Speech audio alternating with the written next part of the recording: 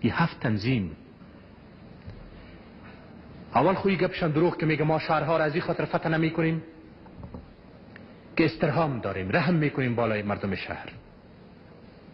و روزی 20,000 فیر بالای جلال آباد صورت بپذیری، فیر ای رحم است رو بلا، این استرهام است. در این کابل که مردم 2 میلیون جمع شدن، از اطراف جمع شدن که همینجا یک سرپناهی داشته باشیم و آرام خواد باشیم. و راکت فیر میشه در اینجا کشته میشه.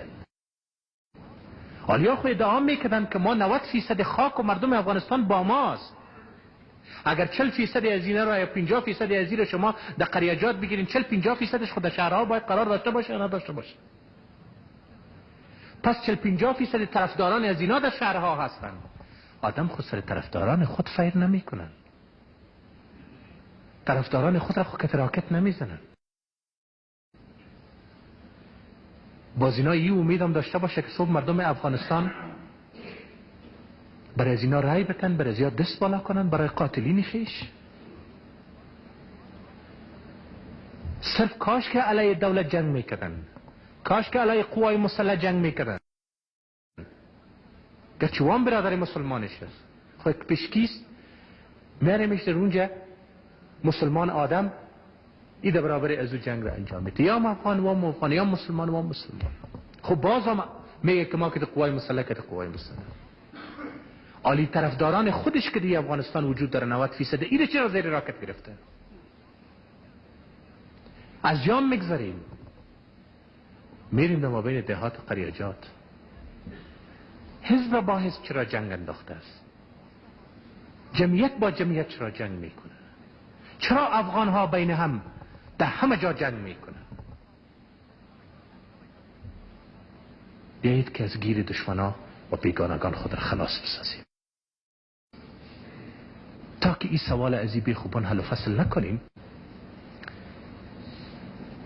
از بیخوبان باید مسائل را حل و فصل بکنیم، صلح و امنیت را تامین بکنیم. اما هدف اصلی ما است که جنگ قطع شود. قبل از عودت قطعات محدود اتحاد جماهیر شوروی، مردم افغانستان فکر میکردن که ملامت ماستیم. هرچی که میگفتیم که ما قطعات شوروی رو برای ازی خواستیم که از اونجا پاکستانی میه، از اونجا امریکایی میه، از اونجا عربی میه، سلاحهای گوناگون و مختلف میه، برای ازی که امنیت باشه. مردم قبول نمیکرد، میگفت نه شما مجرم هستین، شوروی ها را آوردین کشور ما را اشغال کردن و بکشین شوروی ها را از اینجا. وقتی که قطعات اتحاد جماهیر شوروی در این راه افتیده بود، بین از هم دیگر گپاره پنهان نکنین، شما هم میره پنهان نکنین. بسیاری از این قماندان ها با پوسته های شوروی ها می نشستن، شوروا می خورد. یادتان رفته بخیره. و جنگ بالای از پوسته ها نبود. سلام علیک داشتن و علیک داشتن. همدردی و پشتیبانی مردم با اونا بود. از شما پنهان نمی کنم میره. و اگر این وطن ارتباط می داشتن، سران تنظیم ها را میگم، با این وطن ارتباط می داشتن، در دست بیگانگان نمی بودن. استخبارات نظامی پاکستان و عربستان سعودی و امریکایی ها اینا را رهبری نمی کرد. و نمو روزی که شوروی از اینجا برآمده بود، یک اعلان میکردن که برادران ما برای آزادی وطن خود می جنگیدیم، شوروی را کشیدیم، آل دیگه برادر خود را، فرزند خود را، خواهر خود را و مادر خود را نمی کشیم، وطن خود را ویران نمی کنیم. این ما سلا بر زمین گذاشتیم. ما قاتل اولادهای از این وطن نیستیم، از برادران خود نیستیم. نجیب انتخابات را اعلان کرده، ما میریم که انتخابات میکنیم. و برای شما می آمد و می گفتن که ما آزادی شما را گرفتیم، ما شما را دیگر نکشتیم، بگوین برای کی رای میدین، بگوین برای کی رای میدادین. اکثریتتان برای همون رای میدادین. مگر استقلال خود نداشتن، آزادی نداشتن، غلامان شده بودن. اونا اجازه ندادن برش. گفت نه ملکت برو ویران کو، اسلامت برباد کو، عزت ننگ و ناموست را لیلام کو. تمام مردم افغانستان قضاوت خود را انجام دادن. نفرت مردم افغانستان علیهشان تحریک شده. 2/3 قماندانای داخلی که ما بارها اعلان کردیم که جنگ اصلی را زیرمیا کردن، دمی خاک بودن، مشقت امیانا در دوران جنگ با عهده گرفتن، تکلیف کشیدن. امی که وطن خود را ترک نکفتن برای مقابل حرمت است.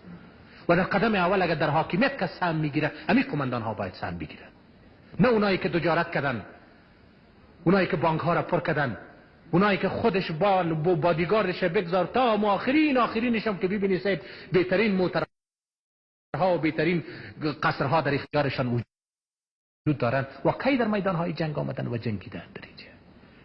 فقط پیسه عرب است و دلار است و دینار است که روان کده میرن بوجی و فقط در دست یکی دو نفر میته که تو ای برادرت بکش، تو ای برادرت بکش. کاش که اونا اینجا می آمدن در صف اول می جنگیدن.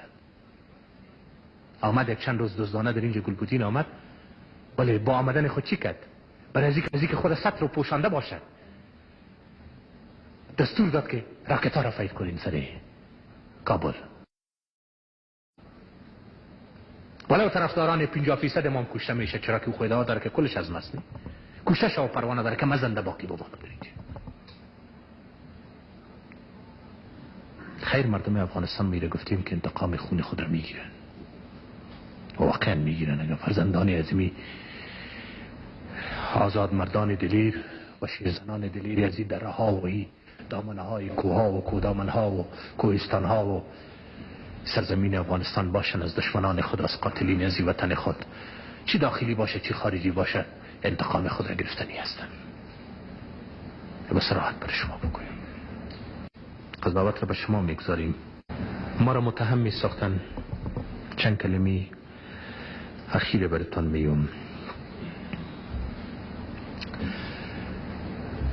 که ما از این خاطر می جنگیم که اینجا اسلام در خطر است.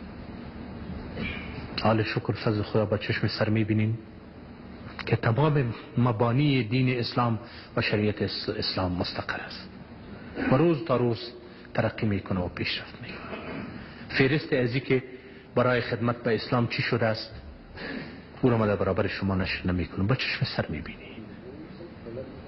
5 بنای مسلمانی پابرجاست. برای ما گفتم که شوروی ها آمدن، ما جهاد از این خاطر انجام میدیم. شوروی فردا برای جنگ ختم است. شوروی را از اینجا رخصت ساختیم.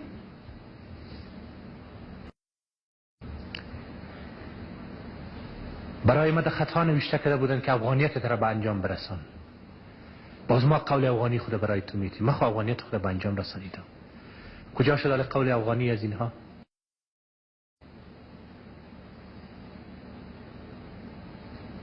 حالا اینا عرب ها را برش چی میاره؟ پاکستانی ها را برش چی میاره؟